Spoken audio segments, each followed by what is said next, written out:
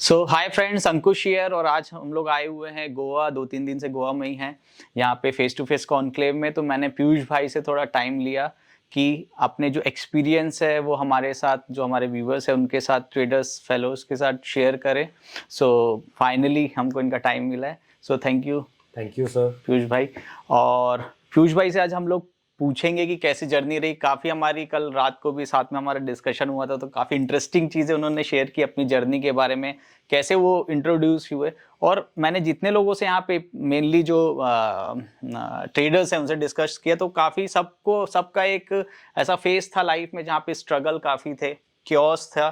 सो उसके बारे में हम लोग डिस्कस करते हैं पीयूष भाई कि आपने कैसे स्टार्ट किया, कहाँ से स्टार्ट किया और कैसे आप इंट्रोड्यूस हुए स्टॉक मार्केट में। तो मेरा जो इंट्रोडक्शन हुआ स्टॉक मार्केट के साथ वो बेसिकली एमबीए के टाइम पर हुआ। अच्छा। Though I was not very inclined to do MBA, लेकिन एमबीए के एंड में almost there were some seminars जहाँ पर कुछ there was an introduction on technical analysis. अच्छा।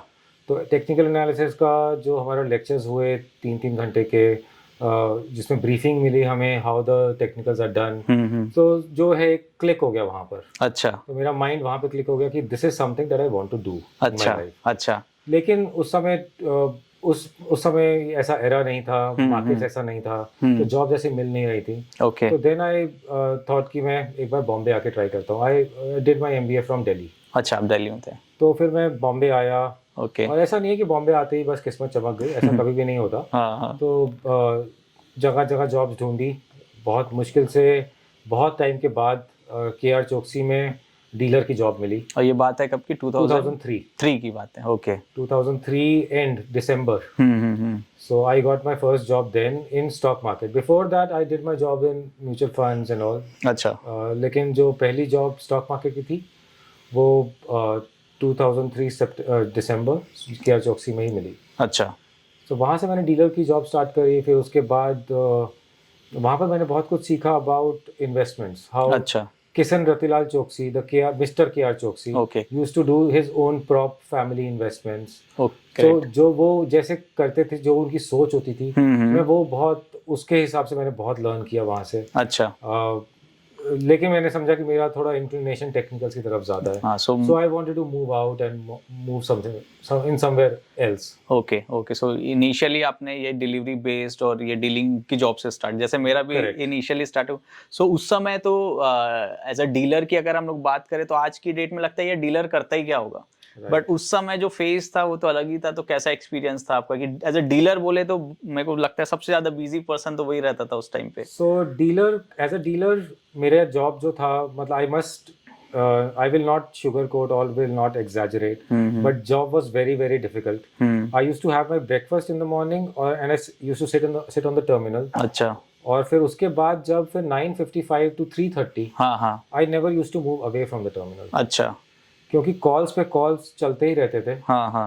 And we were just executing those trades, and those were HNI clients of KR Choksi. उनका huge quantities होते थे। अच्छा। So executing those orders, there were only call and trades. There were no apps. There were no mobiles. हाँ। So everybody was dependent on the dealer. The dealer was super hectic, super busy. We had no time to breathe. हाँ, वो तो एक tight schedule रहता ही था उस time पे। सो technicals में आप कैसे है, जैसे आपने बताया कि आपका जो मेन जो था वो बाय एंड होल्ड स्ट्रैटेजी में आपने स्टार्ट किया एक तरीके से।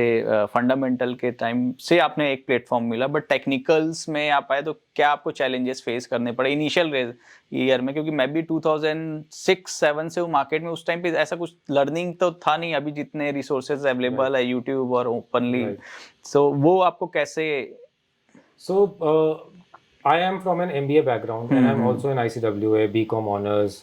तो मेरा फंडामेंटल्स का जो बेसिक्स है वो क्लियर थे। अच्छा। लेकिन मुझे पता था फंडामेंटल्स के बेसिस पर ट्रेडिंग नहीं हो सकती। तो टेक्निकल्स पर ही करनी थी। So I used to save money from my salary, जो भी छोटी मोटी सैलरीज थी डीलर्स की तरफ। I used to save a little money and then I used to order books from amazon.com US। अच्छा। वहां से फिर 2 या 2.5 महीने के बाद बुक डिलीवर होती थी इंडिया में। Okay. I used to read those technical books और वहां से मैं टेक्निकल सीखा। फिर मैंने एक मेटा स्टॉक लिया, EOD वाला। फिर वहां से प्रैक्टिस करता था मैं रात को आकर। उस पर प्रैक्टिस करता था. सो वहाँ से स्टार्ट किया. ओके. और फिर in a few years I started trading. अच्छा.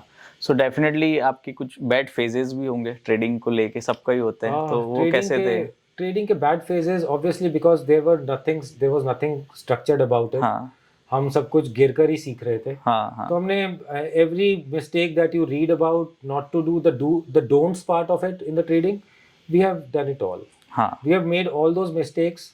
तो over leveraging, bad position sizing, complacency, bad psyche, तो हमने सारी मिस्टेक्स करी है. तो आज अगर हम कुछ बात करते हैं अबाउट साइकोलॉजी या रिस्क मैनेजमेंट या, तो we talk about from our bad experiences point of view. Right. So ऐसी कौन सी एक मिस्टेक होगी जो आप उस समय करते थे और आप कभी भी उसको रिपीट नहीं करना चाहते? सो द मिस्टेक्स आजकल एक सेबी ने तो कंट्रोल कर दिया है कि सेबी हैज मेड श्योर कि ओवर लेवरेजिंग सिस्टम में नहीं हो सकती. उस टाइम पर ओवर लेवरेजिंग वाज पॉसिबल. हाँ. So that was the biggest mistake. These days, the biggest mistake can only be position sizing and not keeping stop losses. I think these days the only mistakes can be this. Right. So if you are playing naked and having bad position sizing, not keeping the stop losses, I think these are the mistakes that a trader can make these days. And obviously there has to be, that cannot be done. That have to be curtailed.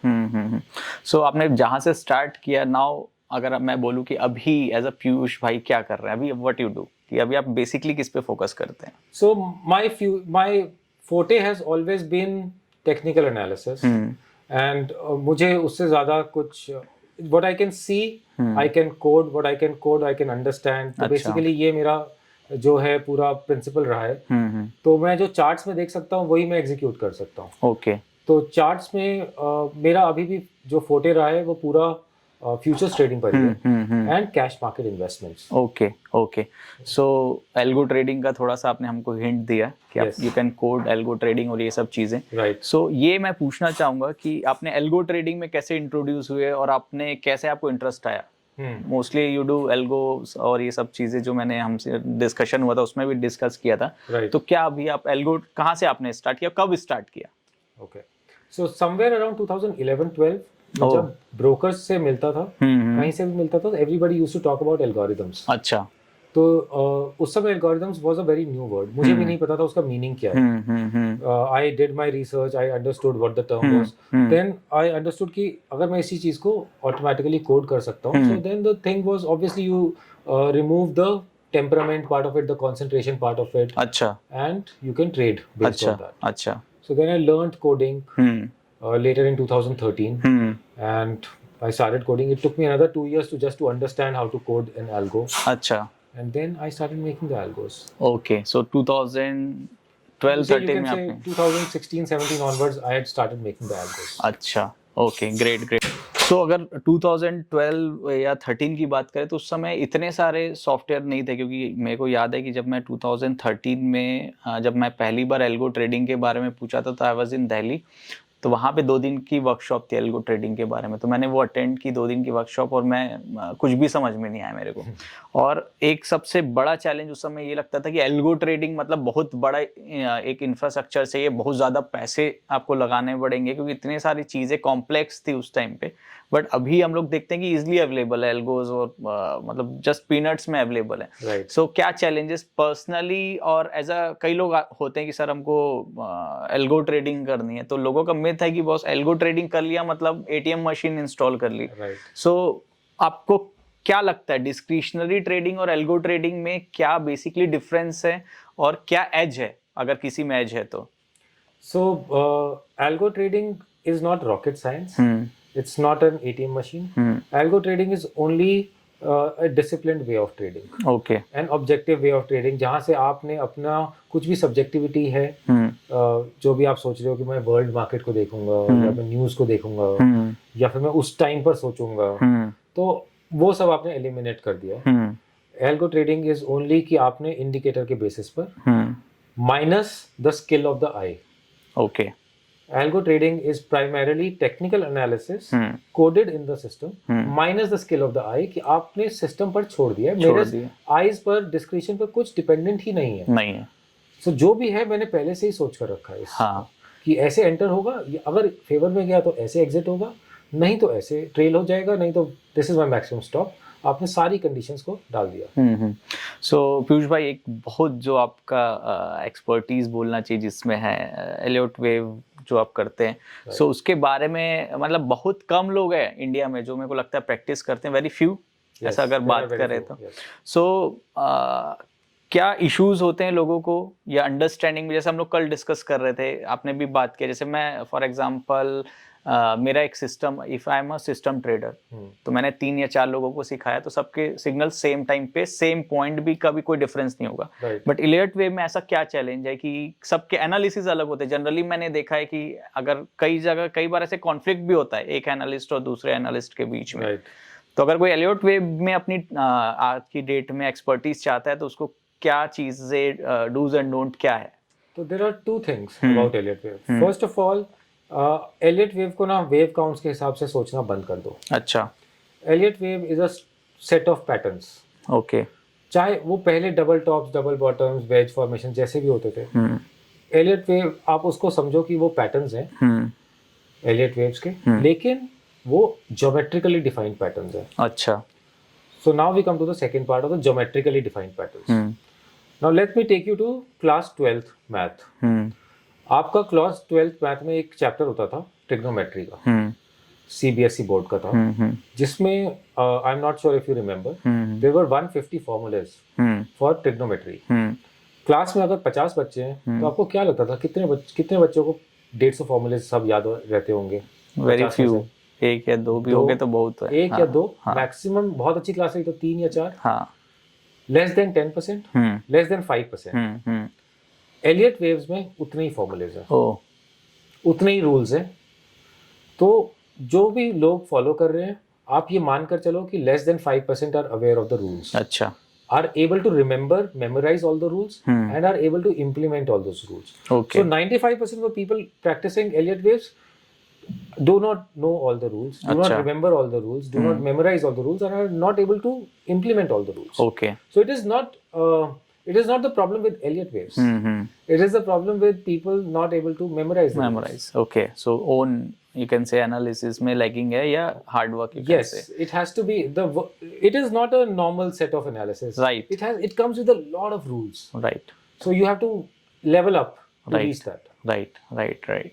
So okay. So mainly you trade right now. You mainly focus on future and options in equities, or you also trade overseas market and. Okay, so right now we are not doing anything other than India. Okay. So I have the major part is in cash market investments, Achha. which is super long term. Nothing is less than 1 year holding, and I log into my investment account maybe once or twice a month. Whatever money I have, I just pump in whichever stocks are the right price. I just invest and forget. That's my investment strategy. I don't even check if you ask my portfolio value, I don't remember. अच्छा. I could be off by 10%. अच्छा. So मतलब मुझे exactly याद भी नहीं रहता है. Okay. So secondly, the second part is my major is futures trading. And the entire 99% of the futures trading is through algos. Okay.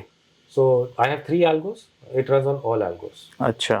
So basically algos थोड़ा सा share करने चाहिए कि what are these algos about? Not a complete strategy, Right. but थोड़ा मोटा मोटी we So discuss. I have designed basically 4 kinds of algos. अच्छा. तो पहला जो algo है वो मेरा flagship algo है Rhythm. अच्छा. That is where the mean reversion and the momentum strategy is coming in. Okay. Mean reversion है कि आपका stock rise हो रहा है and you are thinking it's topping out.